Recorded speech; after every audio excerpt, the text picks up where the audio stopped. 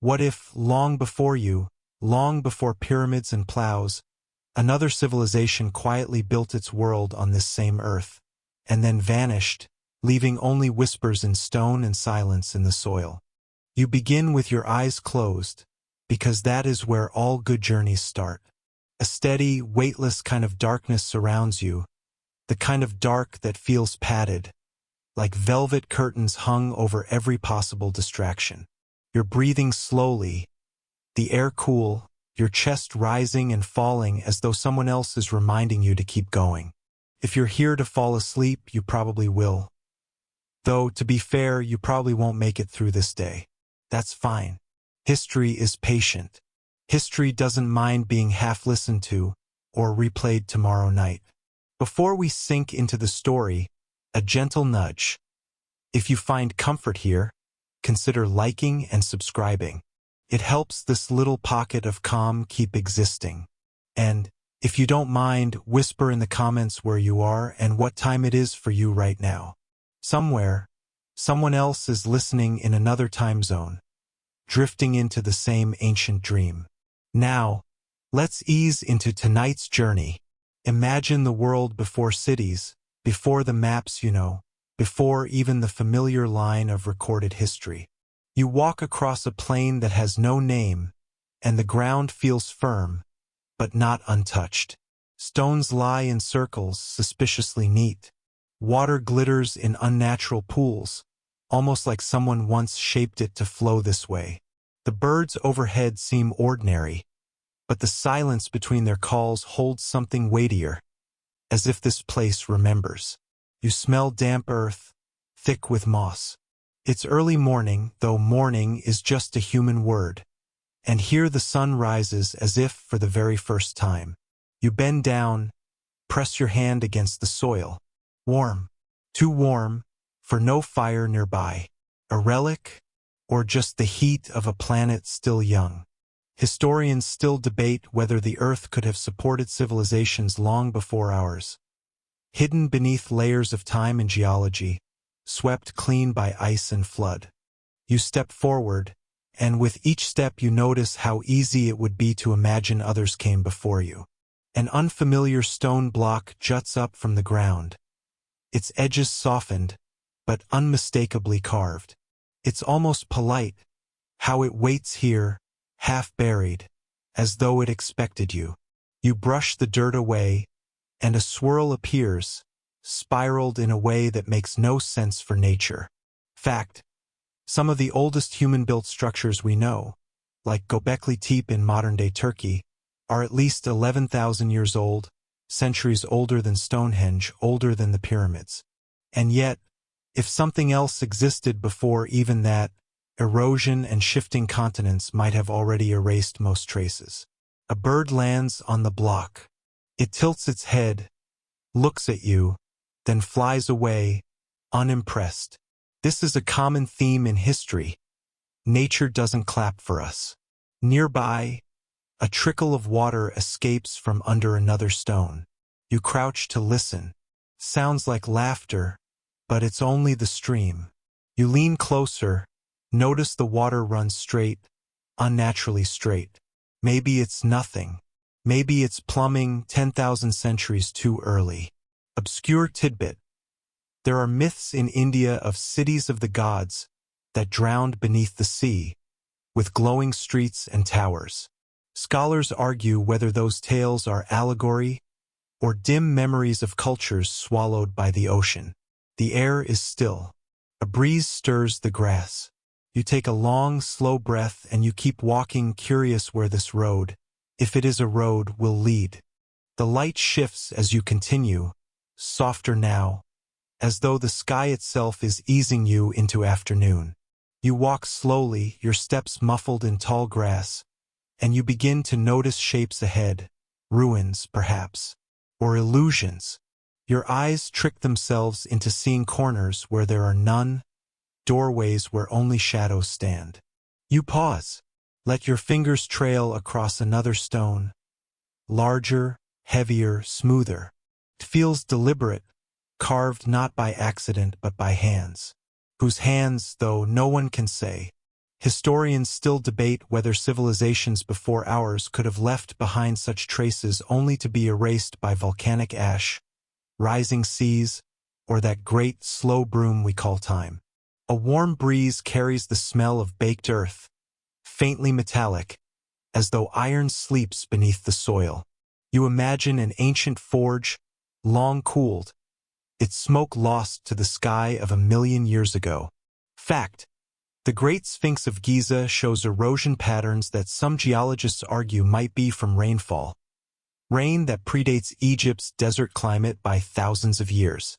If true, it suggests the statue could be older than its supposed builders.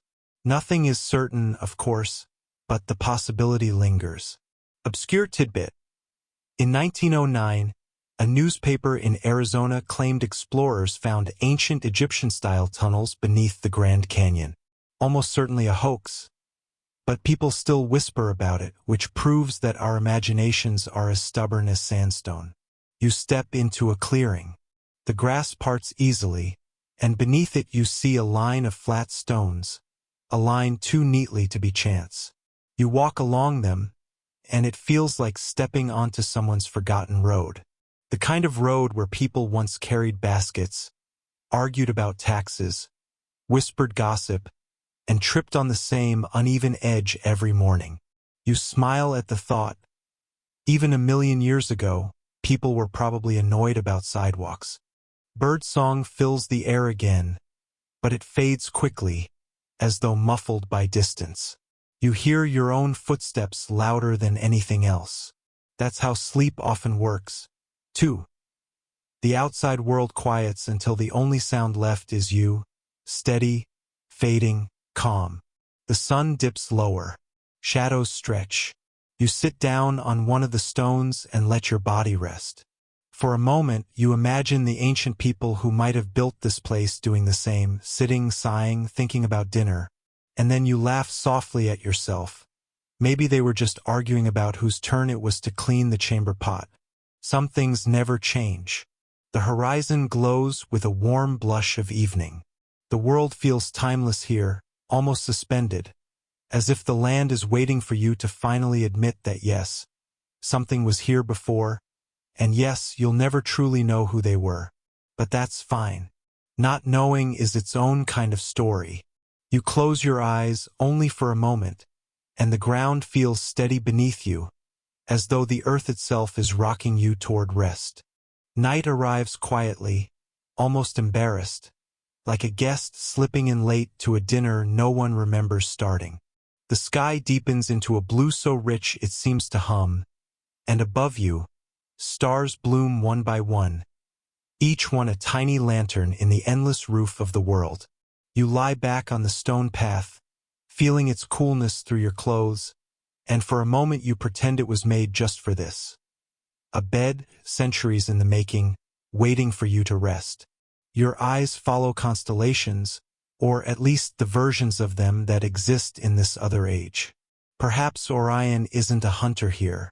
Perhaps those 3 stars in a row were once known as a doorway, or a necklace, or the ribs of some colossal beast no longer remembered. Civilizations always shape the sky into their own image. That much we know. The question is, how many skies have been named and renamed before us?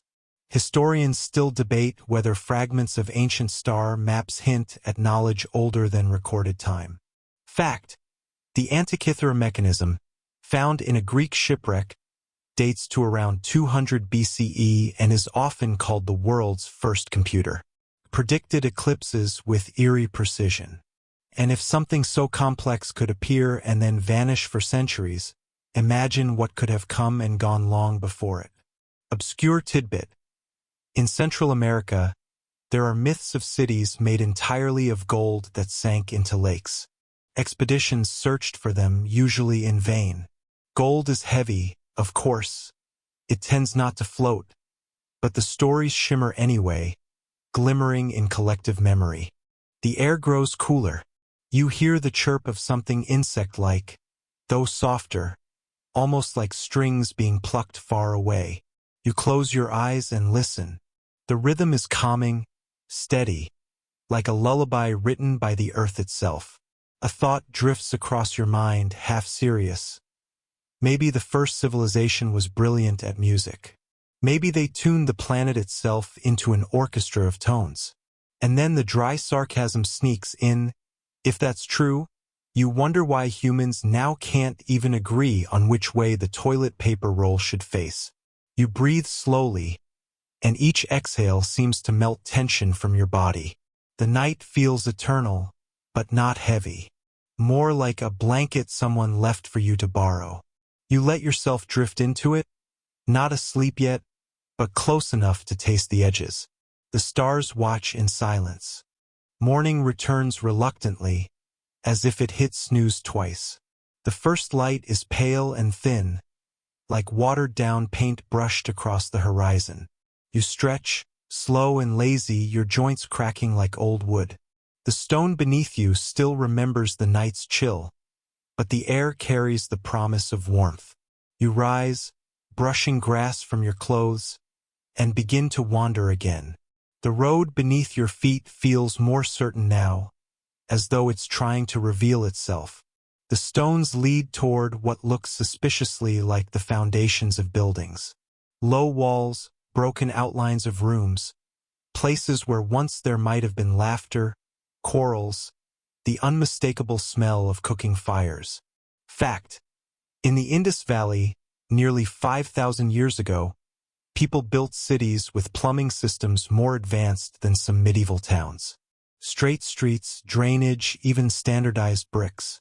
But if that was possible then, could something like it have existed tens of thousands of years earlier, washed away in floods or buried under deserts? Obscure tidbit: there are stories from Polynesia of the builders before. Mysterious people who supposedly laid out giant stone platforms before the Polynesians themselves arrived. No one really knows who these builders were. Maybe they're just a legend, or maybe they're a memory that overstayed its welcome. You step into what seems like a courtyard. Grass has claimed it, but the stones remember their place. A square, open, perfect for markets or gatherings. You can almost hear it. The chatter of people, the clink of jars, a child tugging on a sleeve. And then, of course, someone probably haggling a little too hard over onions. Civilization, old or new, has always been fueled by mildly annoying negotiations. You run your hand along a wall. Its surface is uneven, almost scarred, but you can feel tool marks under your palm. Someone once worked here day after day, carving, fitting, building. And here you are, casually leaning against their labor like it's just scenery. You smile a little guiltily. The sky brightens into a calm blue. Clouds drift as if they have nowhere urgent to be. You sit in the courtyard center and take a deep breath.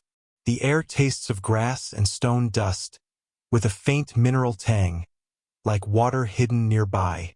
You close your eyes, listening again. The silence is different here. Not empty, but layered, as if every pause holds centuries stacked on centuries. It is the kind of silence that makes you sleepy in the best way, like a story that is too big to finish tonight, but patient enough to wait until tomorrow. The afternoon has grown lazy. You feel it in the air, a heaviness that isn't oppressive, more like the world itself suggesting you take things slow. The light softens, and the ruined courtyard glows golden, each blade of grass haloed, each stone warmed as though the sun has taken the trouble to tuck them in. You wander toward a half-collapsed arch.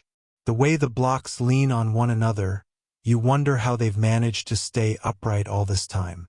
You tilt your head, imagining some long-forgotten builder tightening the last stone, stepping back, nodding, and muttering something that probably translates to, "Well, it won't last forever." And here it still stands, which proves a point. Architects may be pessimists, but their work can outlive their doubts. Fact: the megalithic site of Göbekli Tepe, in modern-day Turkey, dates back more than 11,000 years. Long before written language, before pottery, People carved massive stone pillars covered with animals and symbols. It's the kind of discovery that makes textbooks sigh and rewrite themselves. Obscure tidbit. In medieval Europe, people believed that salamanders could live in fire. They were often painted into alchemical manuscripts, lounging calmly in flames like smug little reptiles at a spa. What that has to do with lost civilizations? Absolutely nothing, except maybe to remind you that human imagination has always liked to exaggerate. You step through the arch and suddenly the world shifts. The road stretches again, but now it's flanked by mounds that look suspiciously geometric. Hills? Maybe. Buried temples? Possibly. Giant sleeping creatures? Hopefully not, but with history you never really know. Historians still debate whether certain strange hills in places like Bosnia are natural or the remains of vast pyramids. Some call it nonsense. Others aren't so sure. The breeze picks up. It smells faintly of clay and damp leaves, like the earth is exhaling secrets. You pause, breathing it in, letting it soothe you. The sound of rustling grass is almost hypnotic, each shift and whisper a little softer than the last, until you find yourself nearly swaying with it. And here's a gentle joke. If this really were a lost civilization, you'd probably be expected to start farming right now. Which sounds noble, of course, but let's be honest. You'd last about 20 minutes before trading your hoe for a hammock. You follow the road as the light lengthens into late day, each step slower, heavier, not out of weariness but because you sense the world wants you to linger, as if every stone wants to tell you its story. Evening settles, this time with more ceremony. The horizon burns with amber and rose, then melts into deep purple, like someone spilled ink across the edge of the world. You stop walking and simply watch it happen, because really, what else can you do in the face of that kind of beauty? The mounds cast long shadows, sharp and dark, like reminders of things half remembered. The air cools, brushing against your skin, carrying with it the faint perfume of wildflowers. Somewhere unseen, a bird sings a final, sleepy note before tucking itself away. You find a spot at the base of a mound and sit down. The ground is soft with moss, like nature's answer to a cushion. You lean back and let your shoulders sink. The world hums around you. Crickets, wind, the faint crackle of grass. You think, this is the sound the earth makes when it's trying to sing you to sleep. Fact. The Olmec civilization of Mesoamerica, around 1500 BCE, is known for its colossal stone heads, each one weighing tons. We don't know why they were made, or who exactly they represent, but they prove that entire cultures can vanish, leaving behind only questions and oversized sculptures. Obscure tidbit. Some ancient Roman writers swore that goose fat was the cure for insomnia. Imagine rubbing yourself down like a roast dinner, hoping it would knock you out. Humans have always been inventive, if not always practical. You tilt your head against the mound, looking up. The first stars blink awake, as if shy about interrupting your thoughts. You wonder what the people who built this place once called them. Maybe the same names we still use. Maybe not. Maybe they saw entirely different constellations, shapes of tools or rivers, or maybe just dots that help them feel less alone. Scholars still debate whether myths about the people before are memories of earlier civilizations or just comforting stories for long nights. The uncertainty lingers like twilight itself.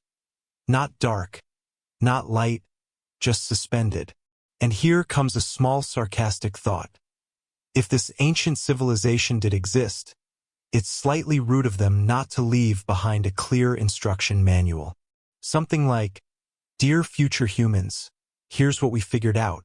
P.S. Don't invent traffic." The sky deepens. The mound behind you radiates a steady, grounding presence, as if it's quietly approving your rest. You let your eyes half close, not asleep, but wandering in that dreamlike space between. Every sound is softer now. Every breath feels slower. Every moment stretches, like the earth is teaching you its own version of time. The night is no longer shy. It has spread its full cloak across the sky, stitched with stars so sharp and clear you half expect them to hum like tuning forks. You tilt your head back, and for a moment you forget the ruins and the mounds, the roads and the silence. It's just you, staring up into a ceiling of glitter. The moon rises like a silver coin tossed lazily onto a velvet table. Its glow spills over the mounds, painting the stones with cold light, turning moss into silver threads. You realize something. The darkness doesn't hide history, it highlights it. The missing walls, the broken towers, the uneven streets all stand out more now, like shadows insisting on their own story. Fact: the ancient city of Mohenjo-Daro, part of the Indus Valley civilization, had advanced drainage and sewage systems as early as 2500 BCE. Some scholars say their sanitation rivaled that of 19th century Europe, which is impressive, and also slightly embarrassing for 19th century Europe. Obscure tidbit: in medieval Iceland, people sometimes believed elves lived in stones, and they'd build roads around them to avoid offending the hidden folk. If you trip on a rock tonight, maybe it isn't clumsiness. Maybe it's just an elf with poor communication skills. You walk slowly along the path, your footsteps muffled. Every so often you pause, listening. Crickets chirp, the wind shifts, and once in a while, there's a distant splash from something in the nearby river. Fish? Maybe. Or just history making a dramatic sound effect. Historians still debate whether myths of floods, found in cultures across the globe, come from one shared memory of an ancient cataclysm, or if humanity simply likes telling waterlogged stories. Either way, water has always been part of the memory of civilizations, lost or not. And here's a sleepy joke. If this forgotten civilization had Netflix, you know they'd have at least 3 shows about floods, complete with dramatic cliffhangers and bad CGI. The moonlight guides you further, each step calmer, slower, until the ruins themselves seem to blur at the edges. You feel your eyelids grow heavy, the stars stretching like threads across your mind. Morning again, but not the bright, loud morning of modern life. This one rises cautiously, with pale light filtering through mist that curls along the mounds. It's the kind of dawn that doesn't wake you up. It lulls you further into the dream. You hear birds, tentative at first, then bolder. A soft rustle in the grass, the patter of dew slipping from a leaf. You breathe it in, cool and damp, tinged with the smell of earth and moss. The kind of air that feels like it has traveled through centuries before reaching your lungs. You step onto what looks like a wide stone platform, half swallowed by grass. Its edges are carved, though worn. You trace the grooves with your fingers, finding spirals, circles, something that might be a sun or might just be a very enthusiastic doodle. Fact: at the ancient site of Newgrange in Ireland, built around 3200 BCE, a passage tomb was constructed so that on the winter solstice, sunlight shines directly into the chamber. An astronomical alignment older than Stonehenge, and proof that ancient people understood the sky in ways we still don't fully grasp. Obscure tidbit: in medieval England, people believed that wearing a ring made from the metal of a coffin nail could protect you from nightmares. Not the kind of jewelry you'd find at a trendy boutique, but who knows, maybe effective. You sit on the platform, feeling its cold surface. The mist lifts slowly, revealing distant hills. You imagine those hills weren't hills at all once, but structures. Temples, towers, maybe even whole cities that now were disguises of grass and earth. Historians still debate whether stories of giants in folklore come from actual encounters with unusually tall people, or whether they're memories of long-vanished builders whose works seemed impossibly large to later generations. And a little irony. If a lost civilization of giants really did exist, You'd probably have been recruited as a child-sized assistant, fetching tools, carrying snacks, and constantly being told, "Careful where you step." The sun climbs higher, though it never feels rushed. Its warmth spreads gently, like a hand resting on your shoulder. You close your eyes for a moment, and the platform beneath you hums with age, as if the stones themselves remember. The day begins again. But in this place, beginnings and endings blur, and time is just a soft circle, pulling you deeper into its quiet. By midday, the air has warmed enough that the mist has finally retreated, sulking back into shaded gullies like a reluctant guest at the end of a party. You stand at the edge of what appears to be a collapsed courtyard. The stones are scattered, but the outline is clear enough. A square with traces of walls that once rose higher than your head. Now, grass and flowers sprout from the cracks, defiantly cheerful. You step into the middle, where once perhaps a fountain burbled or a fire burned, or maybe someone just had an excellent spot for sitting and gossiping about neighbors. Daily life leaves echoes louder than any monument. Fact: archaeologists at Catalhoyuk, a Neolithic settlement in Turkey dating to around 7000 BCE, discovered that people buried their dead under the floors of their homes.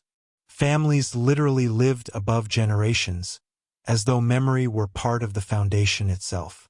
It makes you wonder what strange architectural choices the first civilization, whoever they were, might have made. Obscure tidbit: in medieval Japan, some believed that writing the word dog on a child's forehead could ward off nightmares. Not exactly convenient for the child's social life, but possibly effective against bad dreams. The wind shifts, and you hear something faint. A melody. It's probably just a bird, or the creaking of reeds. But for a moment you swear it's music, long, slow notes drifting across centuries. Historians still debate whether the earliest flutes, carved from bird bones 40,000 years ago, were used for ritual, entertainment, or just to impress potential dates. Some things never change. Humans, and maybe pre-humans, always finding ways to turn noise into meaning. And your sleepy joke of the day: if the first civilization had invented elevator music, we'd still be stuck humming it in grocery stores. An eternal curse disguised as convenience. The courtyard grows warm, sunlight painting the stones in gold. You sit in the middle, feeling oddly like royalty of a vanished world. Everything is quiet except the birds. Always the birds. Afternoon wanes. Shadows stretch long like sleepy cats. The air cools, a faint breeze tugging at your sleeves. You wander back toward the edge of the ruins and find what looks suspiciously like a path. Stones placed in a line, now uneven but purposeful. Someone walked here long before you. The stones crunch softly beneath your shoes, though the grass muffles much of it. The path winds downhill, toward a cluster of low mounds where trees grow in odd formations, half-circle groves. You step into one, the branches forming a loose canopy overhead. Fact: ancient Mesopotamian texts describe the city of Eridu as the first city, said to be founded by gods. Archaeologically, it appears to have been settled around 5400 BCE. But myths tie it to much older, stranger beginnings, reminding us that history and imagination share the same roots. Obscure tidbit: in medieval France, it was believed that placing a rooster on top of a church steeple could scare away demons. The rooster eventually became a symbol of vigilance, but you can't help but picture a demon really backing off because of poultry. You run your hand along a tree trunk in the grove, its bark rough but familiar. The air smells faintly sweet, like damp wood and faint blossoms. You feel, oddly, that this was once a place of gathering, ritual, meeting, or just a shady spot to complain about taxes. Historians still debate whether many prehistoric stone circles, like those in Britain, were primarily for ritual, astronomical observation, or simply communal storytelling. Maybe it was all three. After all, humans excel at multitasking when it comes to talking, staring at the sky, and hoping for a good harvest. And here's your irony. If the first civilization really was here before us, they probably already complained about kids these days, which means time is less a line and more a loop of eternal eye-rolling. The shadows deepen in the grove. A hush settles. The path continues further, but you pause. The quiet is thick enough to rest in. You breathe, slow, and the day exhales with you. Evening returns like an old friend slipping in through the back door. The light softens, mellow and honeyed, brushing the tops of the stones with amber while shadows stretch lazily across the ground. You follow the winding path until it spills into what feels like a plaza, open, wide, a space meant for gathering. It's almost easy to picture voices here, echoing off walls that no longer exist, fires crackling, children running circles while adults pretended not to notice.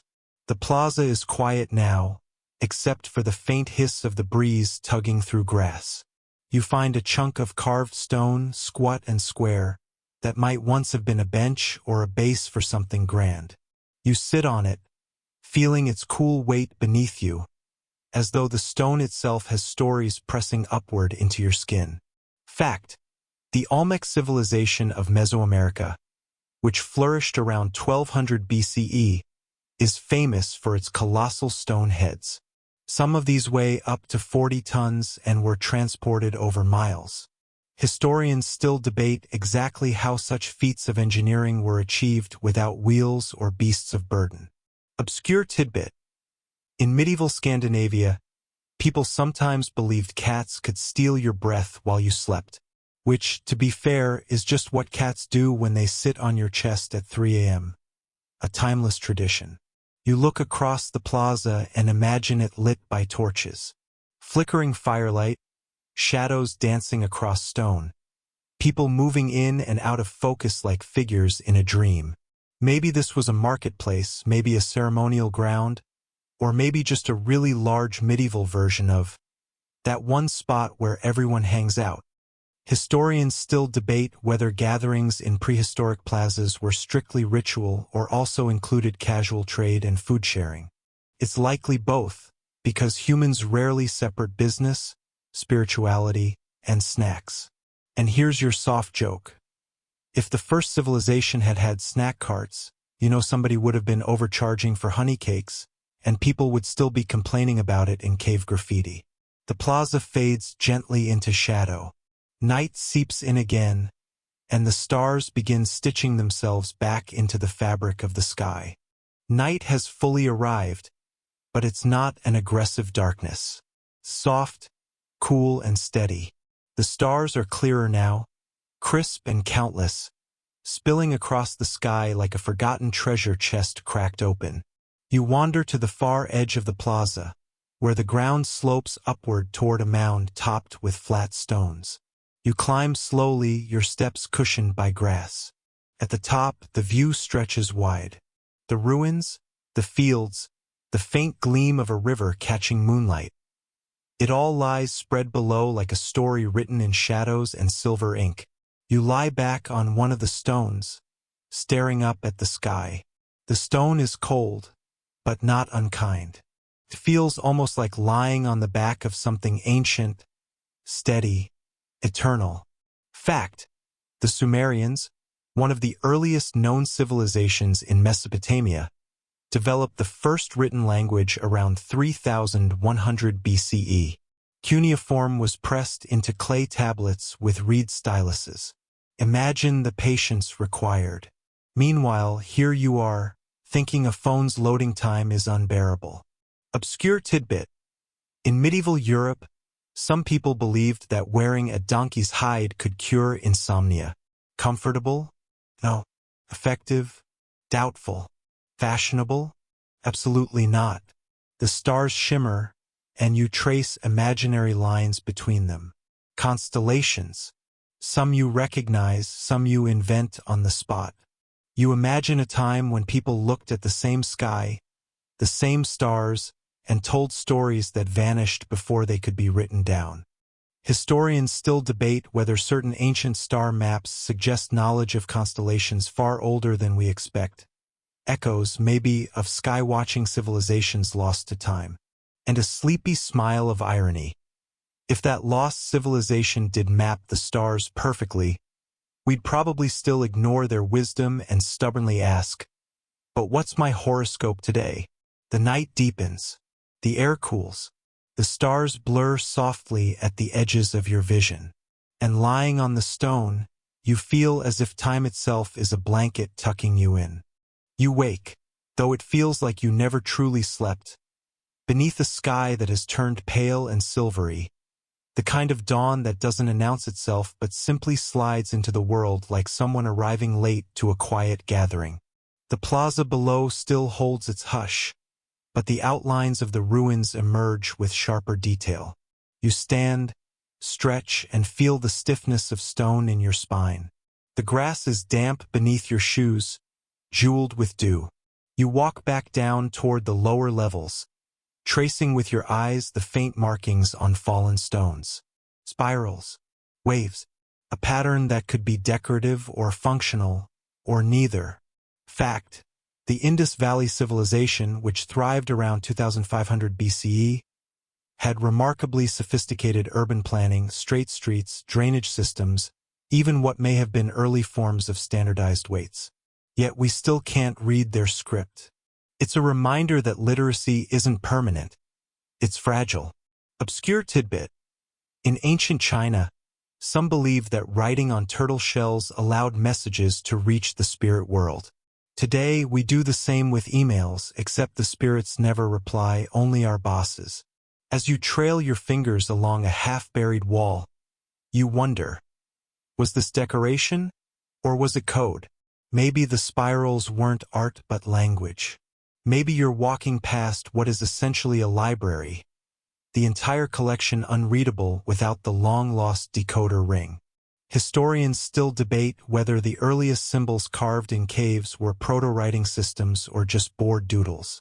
Both are likely true, because let's be honest, doodling is humanity's most enduring art form. You stop at one particularly well-carved spiral. It seems to draw you in, like water swirling at the bottom of a well. The morning is quiet enough that you can hear your own breath. A stray thought flickers. Maybe these ruins aren't just leftovers. Maybe they're waiting.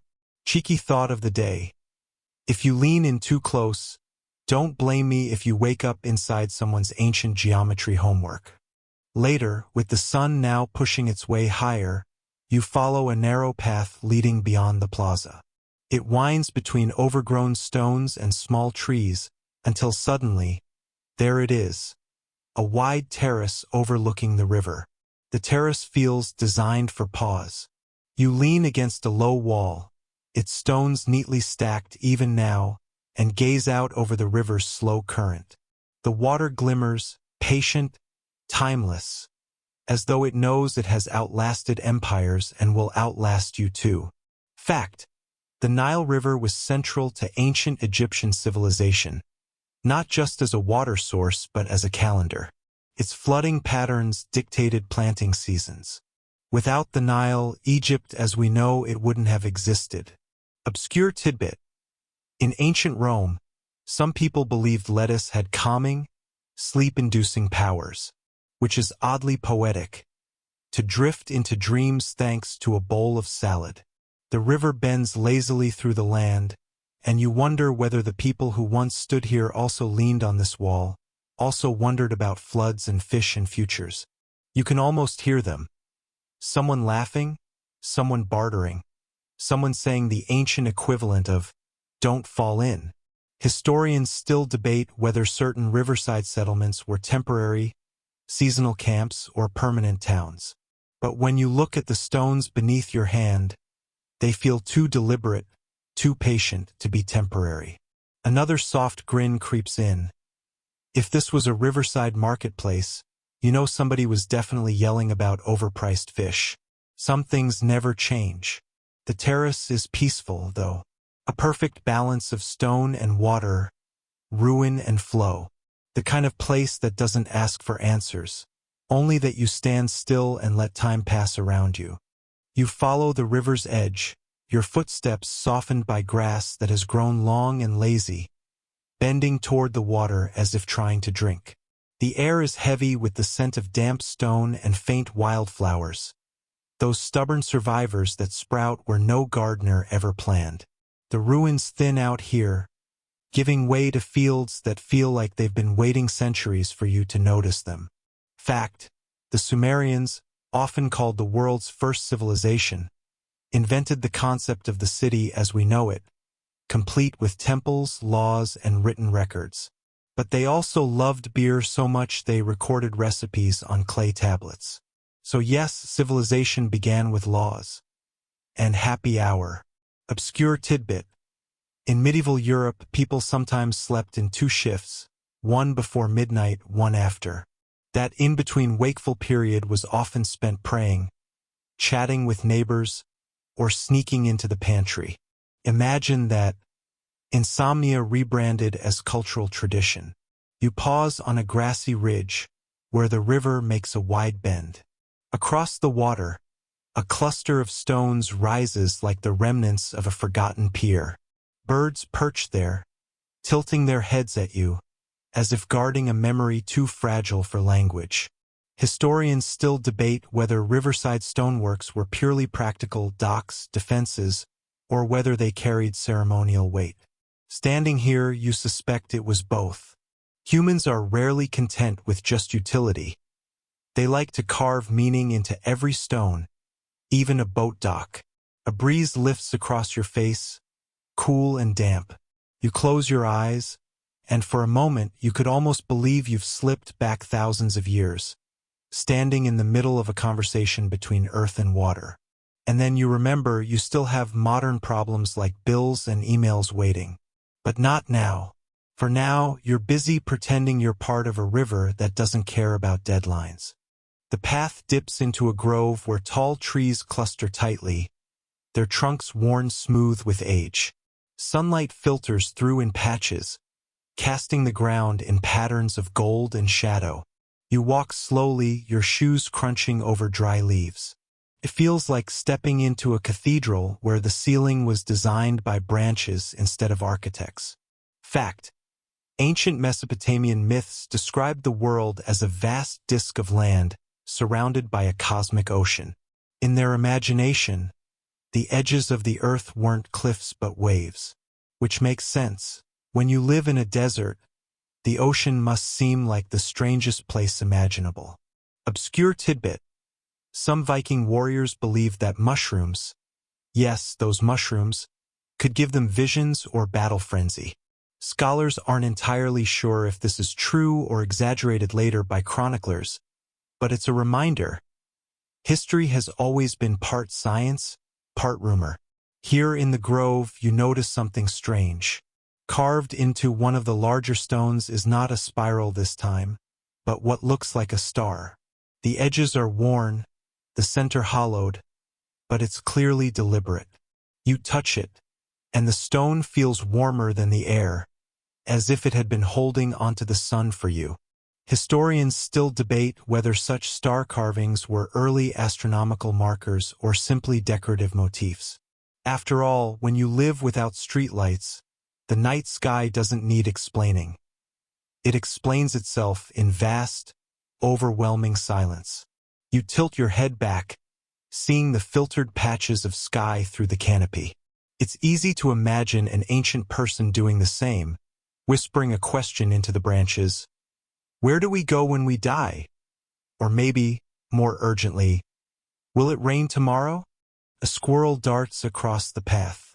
You watch it scamper up a trunk, pausing halfway to glare at you. Apparently, even medieval squirrels were judgmental. The grove closes in around you, not unfriendly, but secretive. You keep walking, letting the shadows and the faint rustle of leaves guide your pace, as if you've stepped into someone else's dream. The grove eventually opens, though not all at once. It's as if the trees hesitate before letting you through, pulling their branches back like curtains. The air grows lighter, and you find yourself on a slope overlooking a plain where grass waves in slow, coordinated ripples. The horizon feels impossibly far away. You walk carefully, your footsteps pressing into soil that's surprisingly soft, almost sponge-like. A few stones jut upward here and there, arranged in lines too straight to be natural. They stretch across the plain like ribs of a sleeping giant buried under green. Fact: archaeologists often rely on crop marks to find buried structures. Patterns in how grass grows can reveal the outlines of walls or ditches hidden beneath, which means some of humanity's greatest rediscoveries have happened because someone noticed grass looking a little off.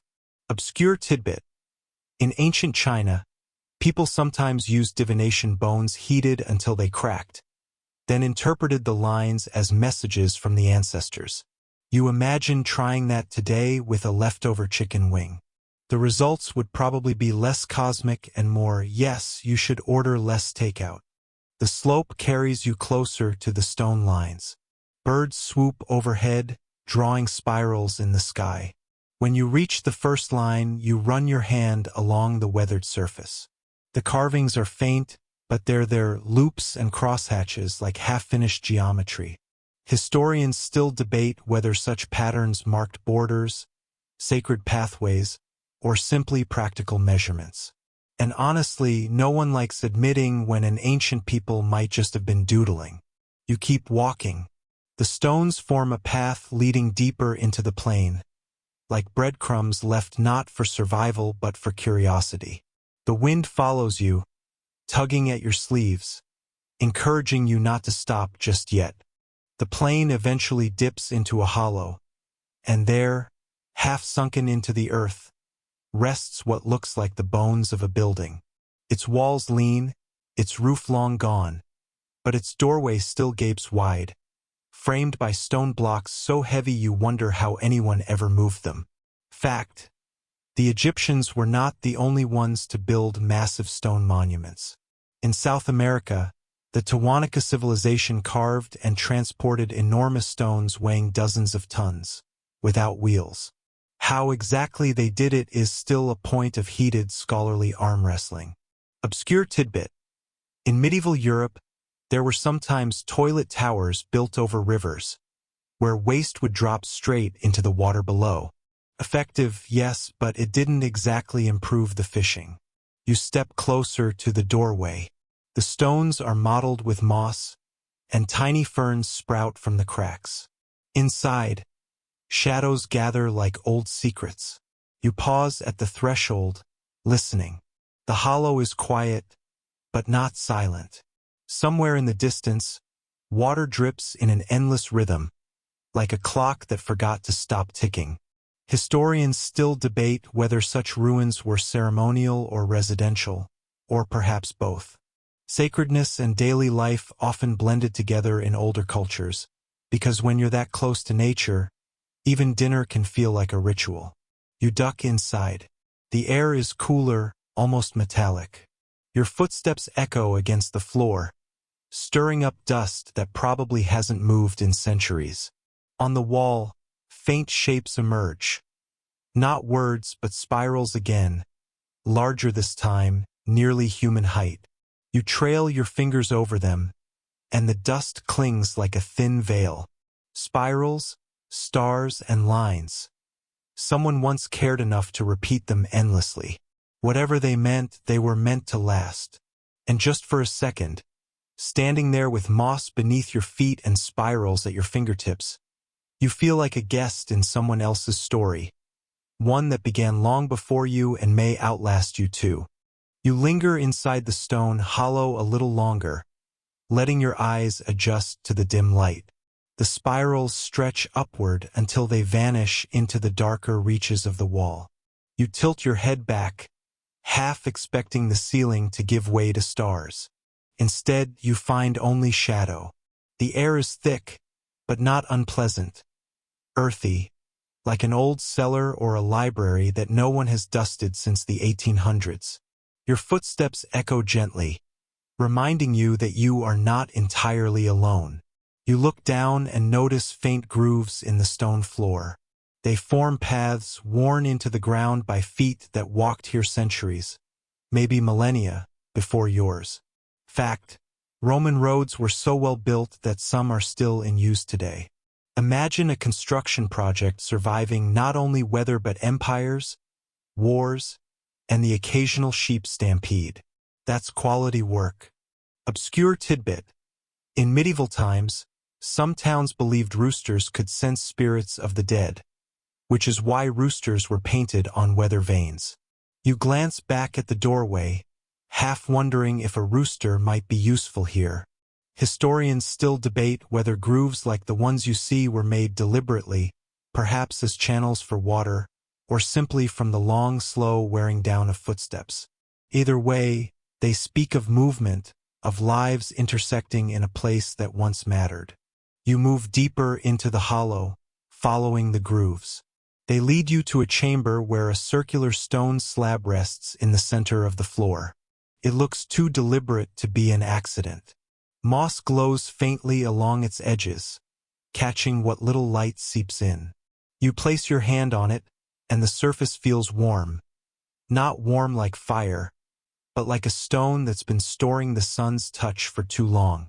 And just like that, you have the sudden, dizzy thought that maybe the stone remembers. You circle the slab slowly, your fingers brushing its edges. The carvings on its surface form a wheel of sorts, spokes radiating outward, each tipped with an odd symbol. They're not letters, not quite pictures, but something in between. Fact: the Phaistos disc, found on the island of Crete, is covered in mysterious stamped symbols. No one has yet agreed on what they mean, or if they even form a language. It's a reminder that some human puzzles remain unsolved, and perhaps always will. Obscure tidbit: in Viking latrines, archaeologists have found parasite eggs preserved for centuries. Apparently, even the most fearsome raiders could not raid their way out of intestinal worms. You crouch down, tracing one of the slab's symbols with your fingertip. It looks like a bird, or maybe a flame, or maybe nothing at all. The longer you look, the less certain you become.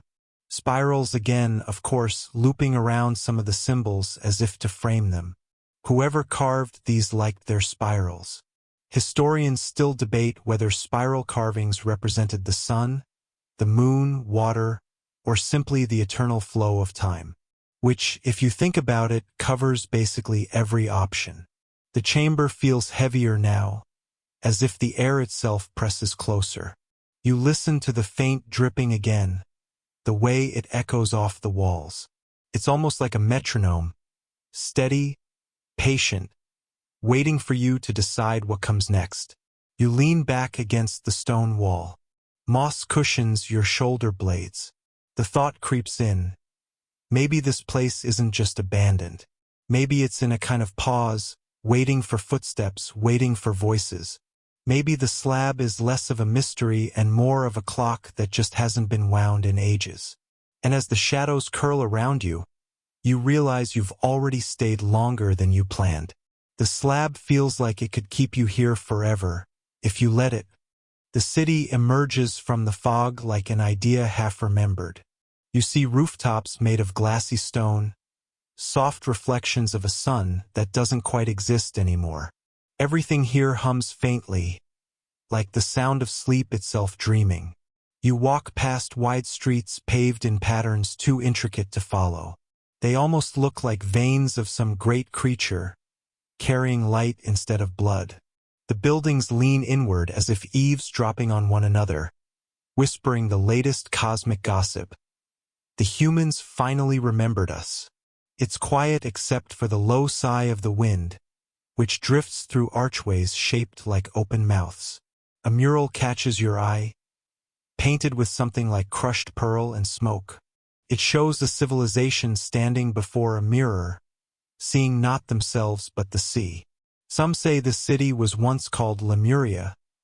Others think it's just an echo of memory mistaken for a map. Historians still debate whether the stories of Lemuria began with misplaced fossils or misplaced hope. You suspect both. You pass through what looks like a library, though it's missing books. The shelves hold hollow cylinders filled with whispering air. You lift one to your ear. It's a voice, very faint, speaking a language you can't decode but understand somehow in your chest. Saying, "We were here." That's the thing about civilizations. They never really die, they just go quiet until someone listens again. And here you are, listening. You glance at a fountain. The water's perfectly still. Beneath it rests a sculpture of two figures, one human, one distinctly not. They're shaking hands, though their fingers blur together as if refusing to stay separate. A thought passes through you like a sigh. Maybe we didn't invent progress, maybe we inherited it badly. Somewhere above, thunder rolls with the timing of a tired applause. The city seems to shiver, like it knows it shouldn't have woken up again. You smile faintly.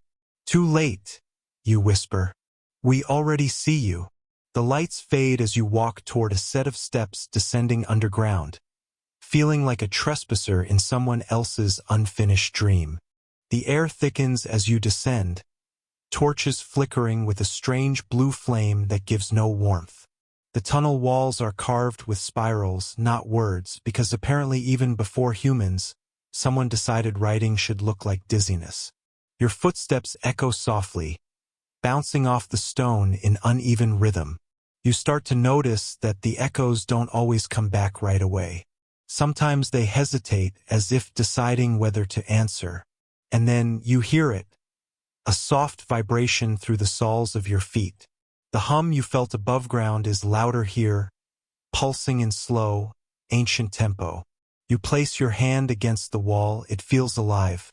Some believe the ancients could store information inside crystalline rock, using sound to unlock it. Modern science calls this impossible, which, of course, means it's probably true. You sit down beside a smooth slab that glows faintly under your touch. The glow forms shapes, scenes of cities, stars, and oceans, replaying like a patient slideshow. You watch ships glide across impossible seas, people of no known species standing beside creatures with 6 arms and gentle smiles. Then the vision falters, fades, and the rock cools. Maybe it wasn't meant for you. Maybe it was just remembering itself. Somewhere deeper, you hear dripping water, or footsteps, or both. You move on. The tunnel narrows, then opens into a chamber the size of a cathedral. In the center is a single pillar, massive, dark, engraved with rings that look suspiciously like planetary orbits. One detail makes you pause. There's a small, carved figure kneeling before the pillar. It's human, and newer than everything else.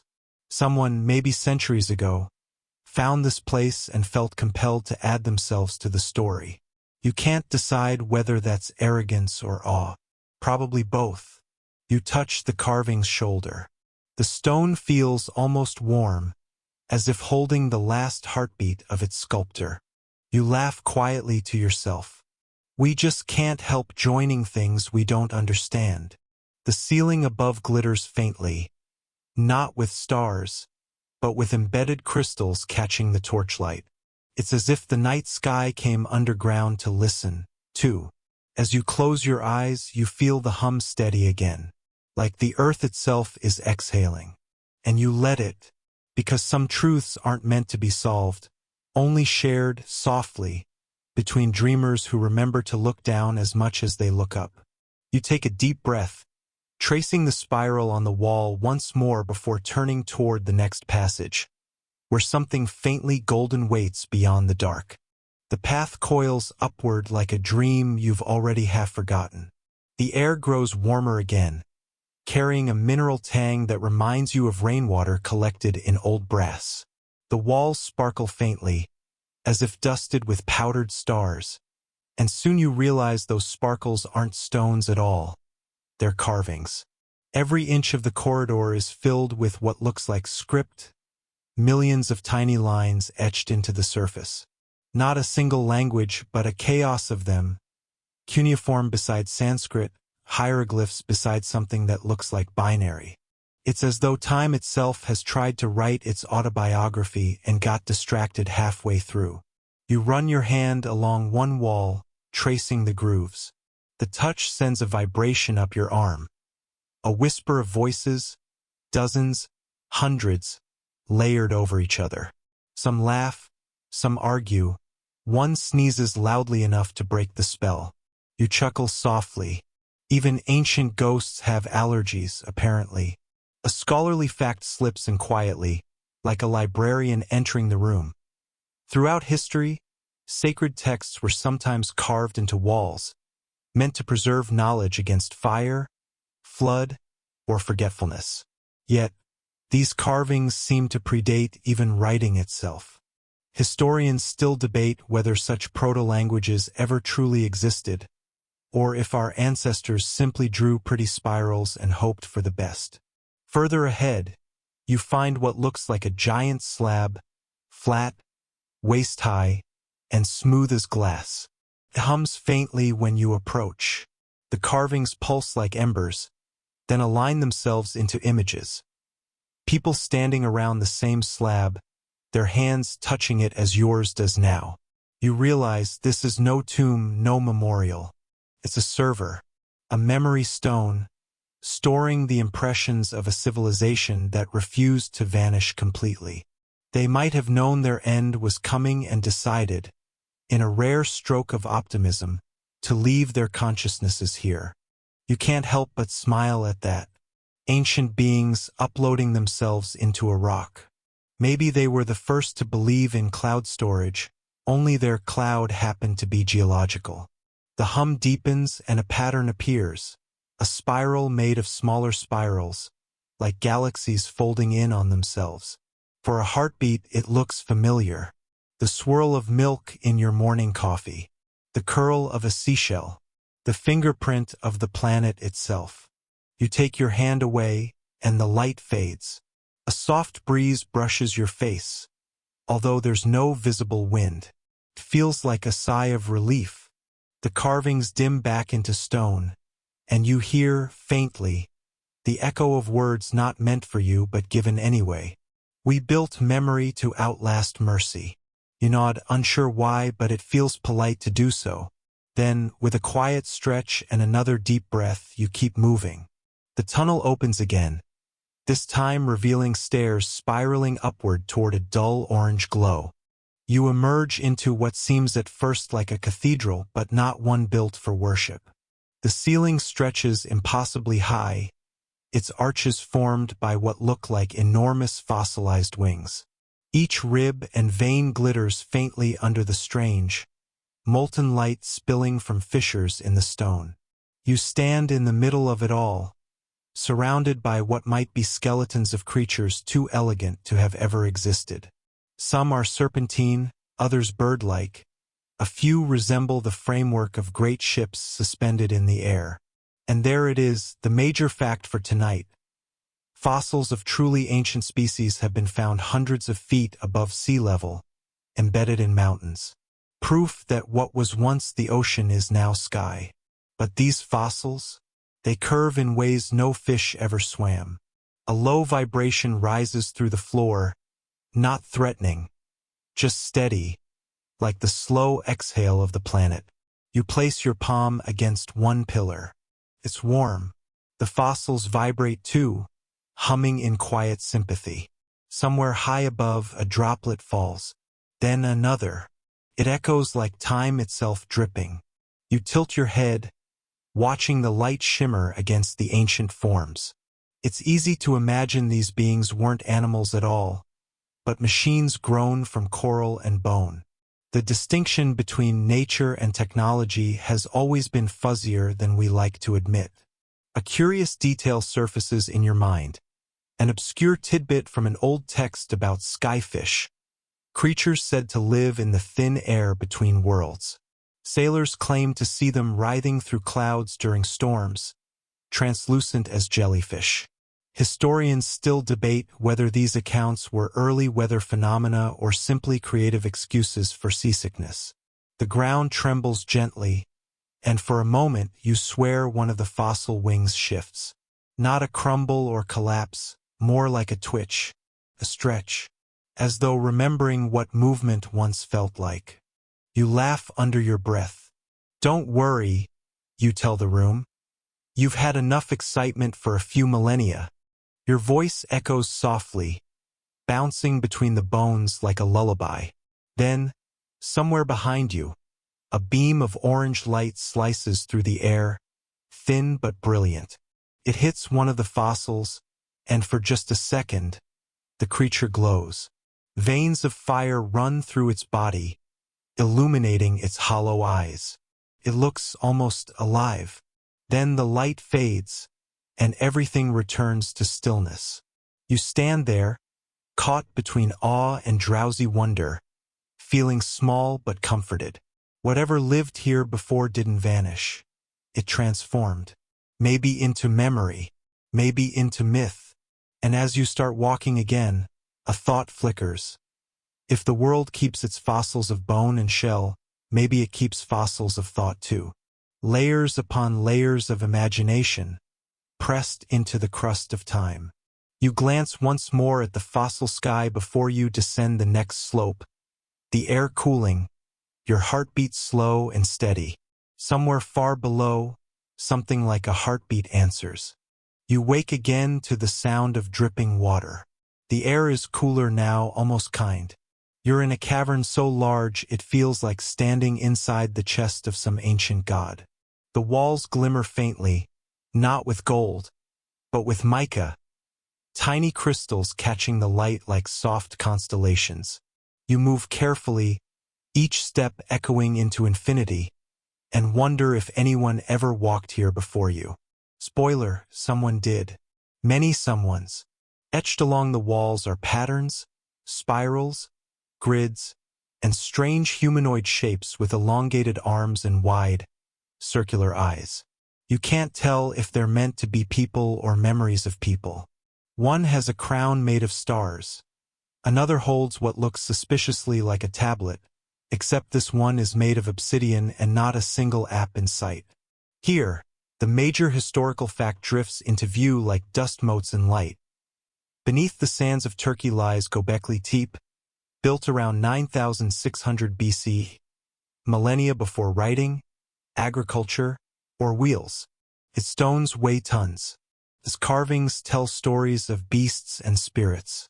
And the people who built it somehow knew geometry. No one can explain that fully. Historians still debate whether it was a temple, a calendar, or a very elaborate neighborhood barbecue spot. You place your hand on the cold rock, and for a second, the whisper of time hums against your skin. You feel the residue of something intentional.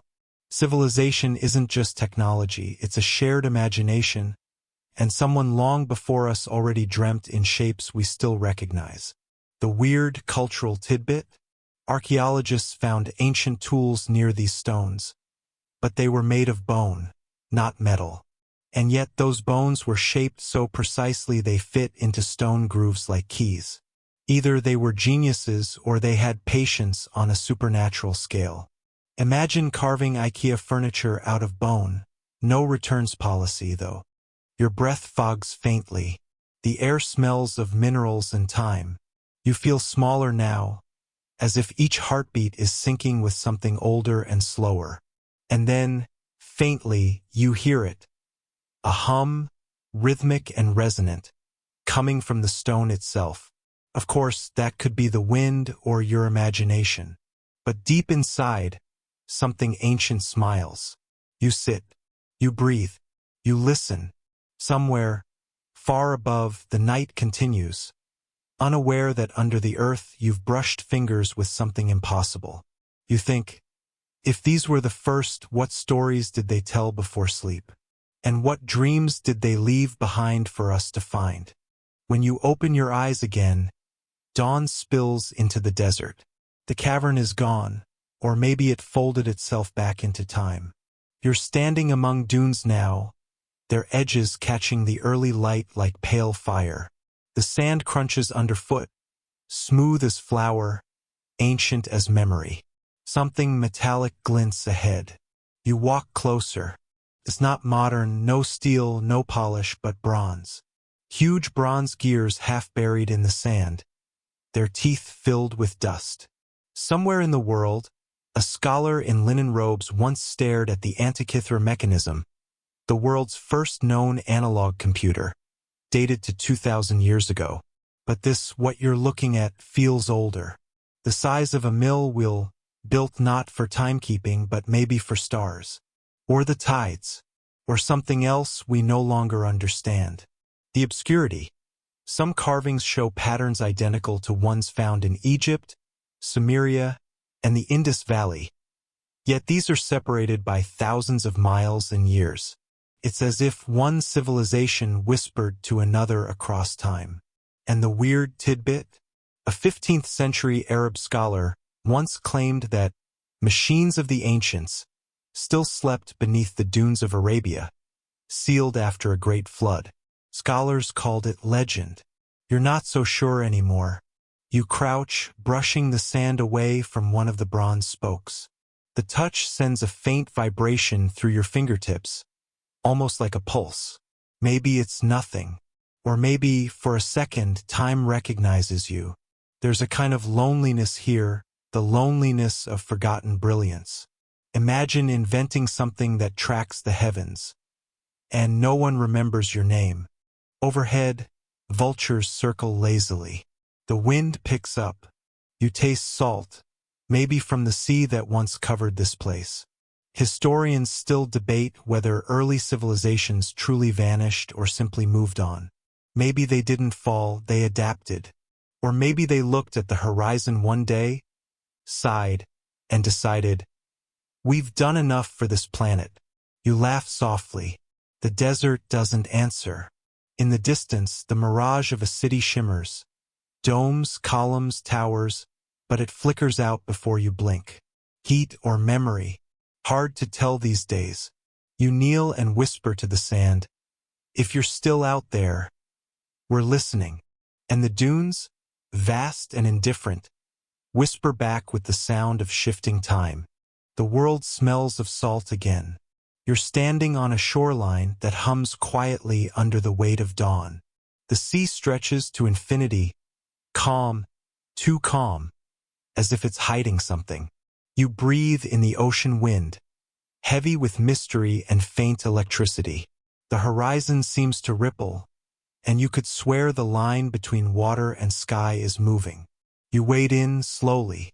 The water is cold and smooth, curling around your ankles like silk. As you step deeper, your toes brush something solid, not rock, not coral. Something carved. You duck your head below the surface. There it is. A staircase descending into the deep. Not natural, not recent.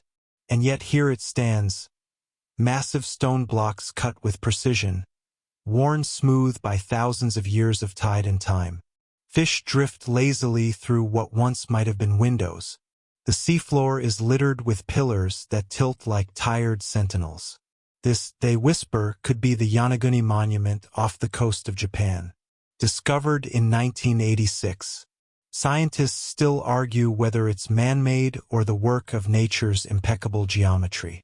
The corners are too sharp, the walls too level, but also, inconveniently, too old. Historians still debate whether it's a submerged city or simply a freakishly organized pile of stones. Either way, it makes your heart beat slow. Because if this is a city, it means someone walked here long before our first alphabet ever curved into clay. The weird cultural tidbit comes from Japanese folklore, stories of a lost land called Mu, an island kingdom swallowed by the sea after its people angered the gods, which, in fairness, was the leading cause of urban decline back then. As bubbles rise around you, the silence deepens. You drift weightless, tracing a symbol carved into one of the stones, a spiral with 3 intersecting lines. It feels familiar, like something you've seen in your dreams or maybe your DNA. A school of silverfish drifts through an open archway. You follow, and for a brief second you feel it, a hum, a pulse of memory older than speech. Maybe this isn't a ruin at all. Maybe it's just waiting for someone to remember. When you surface again, the air tastes metallic, almost electric. The sea behind you glows faintly with bioluminescent trails, fading like the afterthought of some ancient technology. You walk inland, dripping salt, feet crunching over dark volcanic rock. The stars are strange tonight, too bright, too patterned, as if arranged by a careful hand. The air grows colder. You're standing now on a high plateau, wind slicing past, carrying the faint scent of ash. Etched across the ground are enormous lines, geometric, purposeful. From the ground they mean nothing, but from above, they form animals, constellations, and gods. The Nazca lines of Peru, carved into the desert over 2,000 years ago.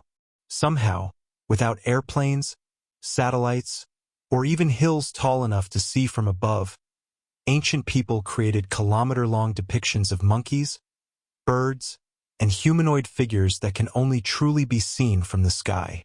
Historians still debate why. Was it ritual art? Star maps? Runways for forgotten sky gods? The last one's not very academic, but let's admit, it sounds cool. You kneel beside a deep trench in the shape of a spiral. The lines are perfect, clean, even unfaded by centuries. A whisper of wind passes through, and you think you hear the faint whine of something high above. Not thunder, not wind. Just something. A soft joke floats through your mind. Maybe GPS wasn't invented. Maybe it was rediscovered. You look up. The stars pulse faintly, forming a pattern. One that matches the lines beneath your feet. The ancients didn't draw animals for fun. They were writing messages upward. The obscure tidbit? Early explorers noted that the Nazca sand glows faintly under moonlight, almost phosphorescent. No one has ever fully explained why. Some say it's the minerals. Others whisper it's the residue of something that once burned hotter than fire. You breathe out slowly. Somewhere in the distance, a meteor arcs across the sky, trailing green fire. For a moment, it looks like it's coming back. You close your eyes. The plateau hums softly beneath your hands, and you wonder, what if the ancients weren't calling to gods above? What if they were calling home? You lie back against the cool sand. The stars blur together. The hum fades into your heartbeat. And then, very softly, the desert sighs, as if tucking you in beneath a blanket of sky older than memory itself. You wake up to the sound of gulls and the faint scrape of parchment against a wooden desk. The air smells of salt, ink, and damp wool. You're somewhere in a seaside study, old maps pinned to the walls, candles melting in slow defiance of time. On the table before you lies one particular piece of parchment. Fragile, faded, and unsettlingly detailed. Coastlines curve across its face like scars. Familiar shapes, South America, Africa, and something else. Something at the bottom of the map that shouldn't be there. Antarctica, without ice. The year is 1513, and the map belongs to Pyri Reis, an Ottoman admiral, scholar, and collector of ancient knowledge. His chart, drawn centuries before anyone officially discovered Antarctica, shows a continent in full with mountain ranges and rivers. Long before the world even admitted it existed. Historians still debate how he did it. Some say he copied older Greek or Arabic maps. Others whisper he had access to a lost source, one far older, drawn before the last ice age. Before the ice returned. A faint smudge on the parchment marks where he wrote in careful Arabic script, copied from the ancient charts of unknown origin. You trace the words with your finger. The ink feels warm. The weird cultural tidbit here? Ottoman cartographers often drew sea monsters lounging casually near the edges of maps. Lazy, harmless, and surprisingly well-fed. One even looks like it's yawning, which feels strangely appropriate for a bedtime history story. Outside, waves slap against the harbor. The lantern light flickers, You wonder if Pyrie Reese, bent over his desk, realized what he'd done. If he understood that the lines he inked might have come from a civilization wiped clean by time. A sudden gust rattles the shutters, and the map curls slightly at the corner, as if trying to hide. And you think, maybe history isn't linear at all. Maybe it's circular, like a compass, endlessly pointing back towards something we've forgotten. The smell of ink fades into dust. Warm, dry, ancient dust. The kind that hides in your lungs and hums softly with history. You're standing now under a low ceiling of stone, torchlight flickering against walls carved with letters you almost recognize. Scrolls and tablets lie half-buried in sand. Some crumble when you breathe too hard. Others are wrapped in silk that hasn't seen daylight in thousands of years. The chamber hums with quiet patience. Welcome to the Library of Alexandria, or rather, a Library of Alexandria. Not the famous one by the sea, but the one whispered to exist beneath the sand, its memory sealed away after the fires. You brush away dust from a stone shelf and find something strange. Not papyrus, but thin metal sheets engraved with fine script. They gleam like silver when the light hits them. You can't read the words, but you feel them. The major historical fact: scholars estimate the original Library of Alexandria may have held up to 500,000 scrolls. Works of science, astronomy, philosophy, and mathematics, some from civilizations now completely lost.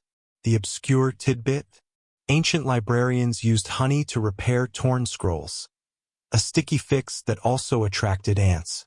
Entire archives, apparently, were once ruined by overly sweet preservation efforts. A soft laugh escapes you.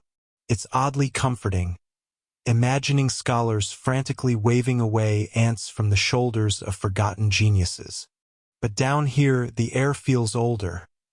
Like this isn't a ruin at all, but a duplicate. A backup civilization, waiting patiently for someone to reopen the file.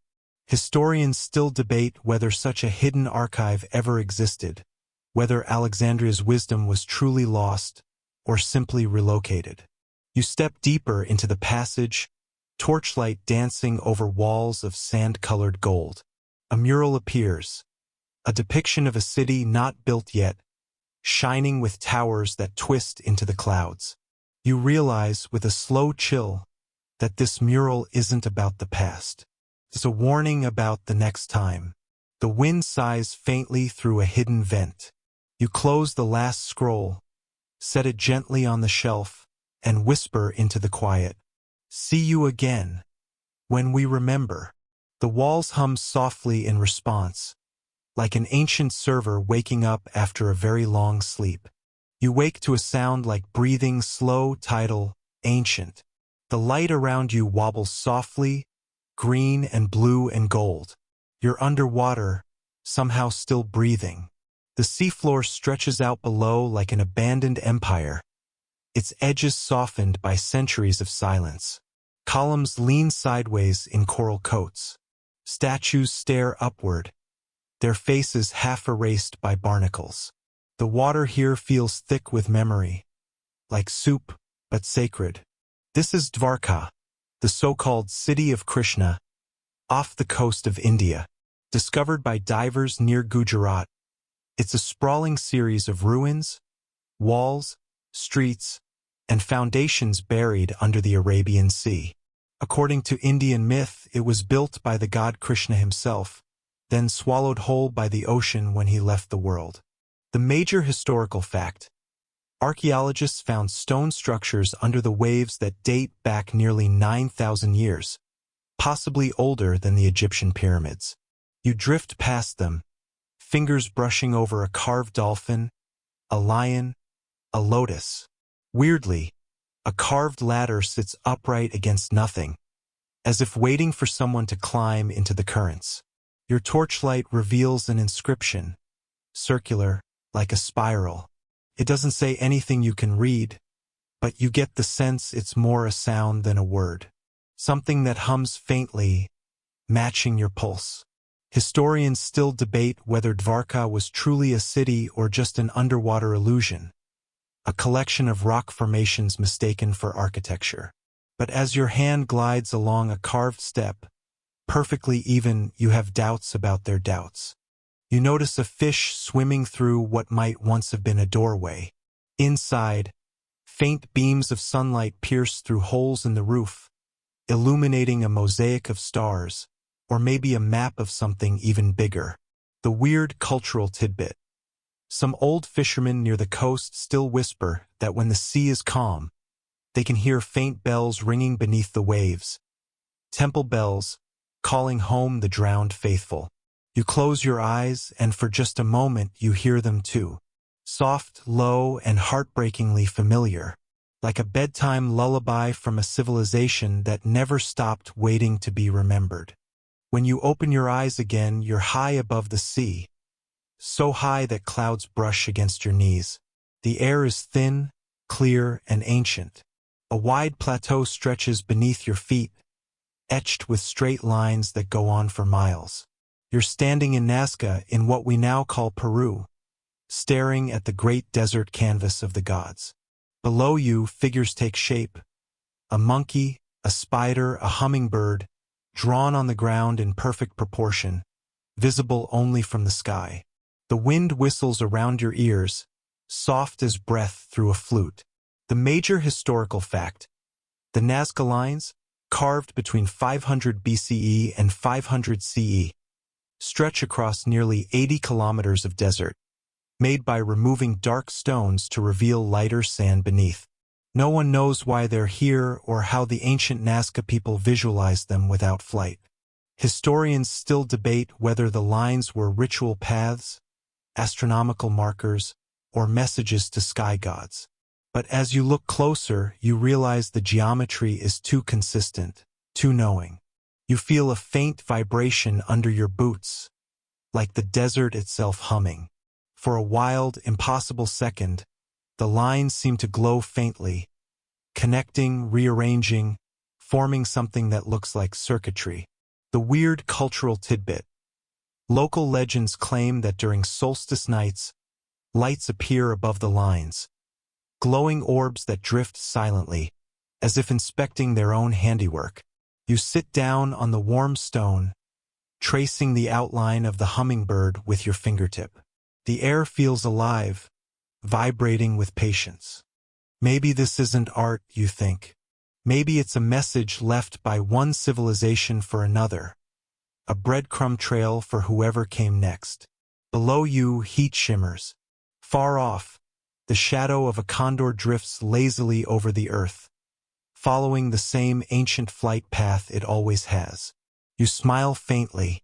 The world turns, civilizations rise and fall, but the sky never forgets. And neither, apparently, does the ground. A cloud passes, soft and slow.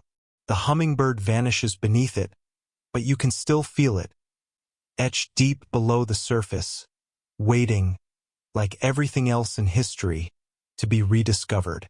You pass through the archway, and light folds around you like a curtain drawn too slowly.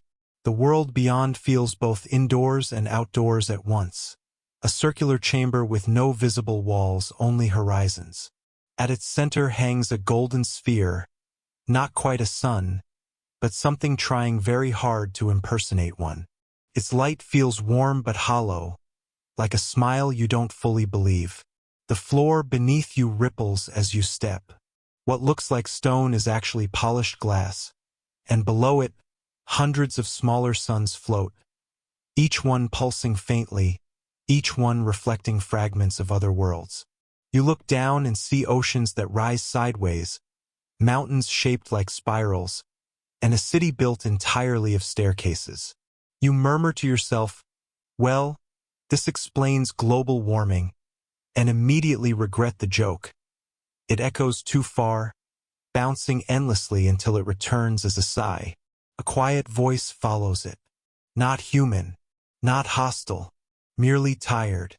They made too many suns, it says, and forgot which one was theirs.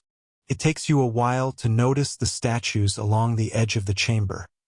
Tall figures carved from something that isn't stone. They seem half-formed, like thoughts interrupted mid-sentence. Their hands are cupped as though holding invisible flames. When you approach one, you see its surface faintly shimmer. Inside, faint traces of light twist and fade, tiny replicas of those buried suns below. You realize the statues are hollow, their bodies once vessels for captured sunlight. A factual echo drifts through your thoughts. The Romans had mirrors of polished bronze to redirect sunlight into dark temples, believing illumination itself could purify space. Scholars still debate whether the practice was purely symbolic or had practical ritual value. Here, it seems it was both, on a scale large enough to make stars nervous. You linger a moment longer. The false sun flickers slightly, then steadies again, as though grateful for being remembered. You whisper, "I'd turn you off if I could, but you seem sentimental." Somewhere deep within the chamber, a chuckle moves through the air. The glass under your feet ripples once more, and all the mirrored suns blink in perfect unison. For the first time, the light feels honest. When the light dims, a narrow passage opens ahead. It's lined with enormous earthen jars, each capped with wax and sealed with a loop of tarnished silver. The air here hums faintly, full of murmurs too soft to separate. You walk carefully, half afraid of waking something. Every few steps, one jar trembles gently, as though something inside is dreaming. You place your hand on one, warm to the touch, and the hum deepens. A whisper leaks through the seal. "We tried not to speak." You step back. The whisper continues, slower now, like an old phonograph winding down. But the silence filled up anyway.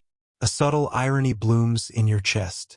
A civilization that bottled its own voices to preserve silence. You'd laugh, but the sound might offend them. Instead, you breathe through your nose and move on, tiptoeing past their quiet memorials. You wonder what would happen if you opened one. Maybe nothing. Maybe everything. You recall a bit of history. The ancient Egyptians sometimes sealed jars with sound, believing that the spoken names of the dead carried fragments of their souls. A few such jars have been found, sealed tight for thousands of years. No one has dared open them. Historians still debate whether they were meant to trap ghosts or preserve prayers. You pause before the last jar. Its surface is covered with faint etchings, spirals and marks that look almost like laughter written down. It vibrates softly, like a cat purring in its sleep. You whisper, "Rest easy," and for a moment, the vibration stops. Then, faintly, you hear a sound that's halfway between a sigh and a thank you. When you reach the end of the corridor, a narrow beam of blue light spills through a crack in the wall. The air beyond smells of rain and open fields. You press your hand against the stone and feel it crumble gently, almost politely. The voice jars hum one last time, harmonizing in farewell. You step through the crack into the waiting light, and the murmurs fade behind you like a lullaby sung in a forgotten language. You step out of the fracture in the wall and into a space that smells of rain and memory. The world ahead isn't quite a forest, and not quite a ruin. It's both. Trees growing through arches, vines curling around forgotten pillars, and blossoms glowing faintly in the twilight like sleeping stars. You move slowly, the air thick with warmth and pollen. Leaves whisper against one another, carrying a language you almost understand. Sounds like sighing after a long day. At the garden's heart lies a fountain, its water frozen mid-splash. Droplets hang in the air like pearls, each catching the light and holding it prisoner. You wave your hand through one. It ripples but doesn't fall. Time here seems to have been paused. Not broken, just politely waiting. A faint smile crosses your lips. "Nice trick," you mutter. "Wish I could do that during rush hour." The plants respond by releasing a soft wave of golden dust, drifting lazily upward. Each particle shimmers with tiny images. People tending to these same vines, laughing softly, their faces oddly serene. They seem aware of you, yet unconcerned, like actors who've long accepted their only memories. Somewhere nearby, a bell chimes, not from metal, but from a flower opening in slow motion. The sound is low, warm, and impossibly kind. You remember something from an old text. The hanging gardens of Babylon were said to be irrigated by invisible channels, rivers of air rather than water. Scholars still debate whether such technology was real or merely poetic exaggeration. You kneel beside the fountain. Beneath the frozen water, faint shapes move. Fish? No, fragments of light, perhaps reflections of other times. You whisper, "What year is it for you?" And the nearest droplet trembles, then answers with a slow shimmer that feels like laughter.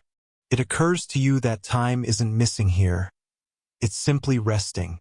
When you stand again, the garden seems to breathe with you. The vines shift slightly, rearranging themselves to open a new path ahead.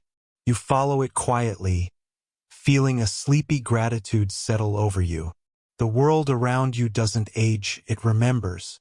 The new path leads you into a dim structure woven from glass and coral-like bone. The walls hum faintly, and each step you take causes the hum to deepen, harmonizing with your heartbeat. You realize the structure isn't built, it's grown. At the center of the chamber rests a collection of strange objects, shaped like shells, yet mechanical in their symmetry.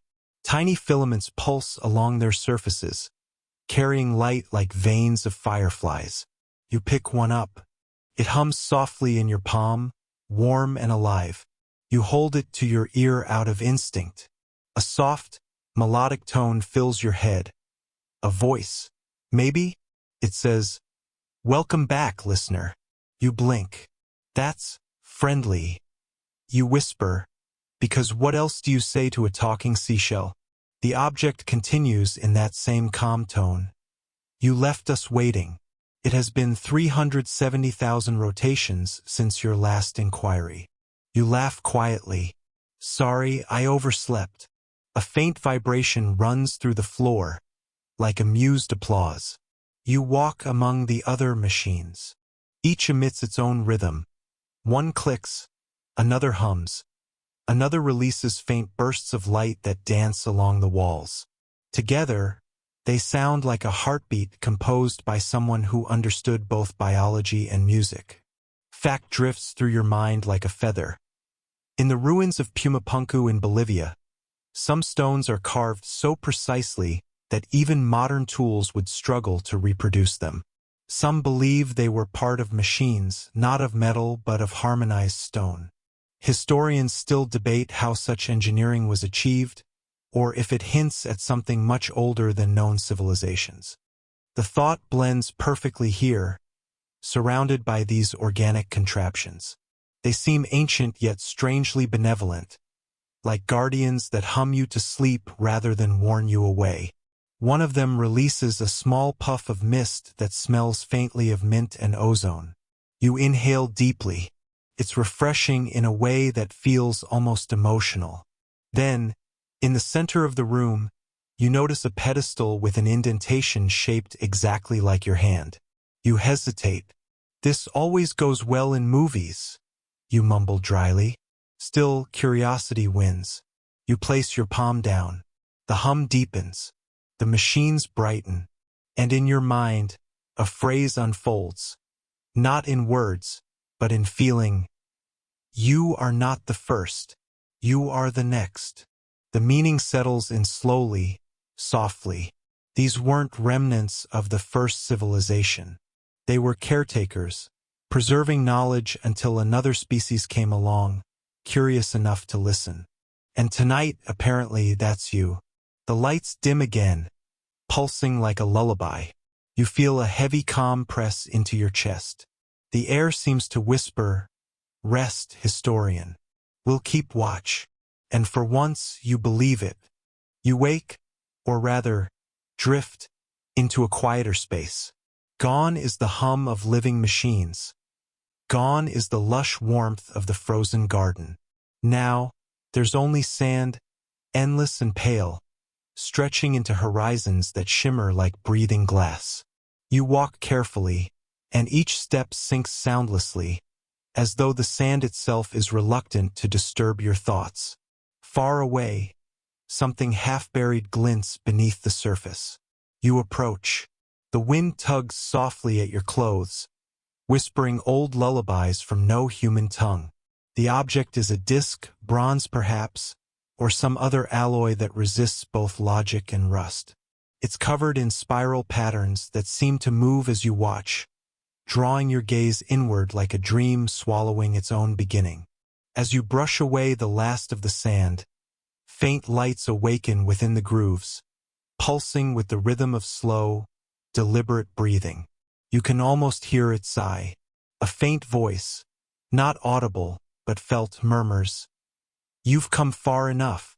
You smile, half amused, half somnolent. "I was wondering when you'd show up again." The air around you shifts, forming a mirage that isn't quite an image and isn't quite a memory.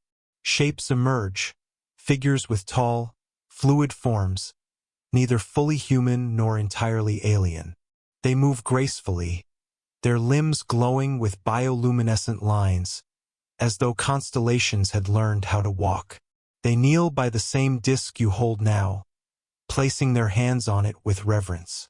You feel what they feel. A farewell, a quiet pact between the end of one world and the beginning of another. They whisper something you don't quite understand. It sounds like, "We'll plant our echoes where no time can find them."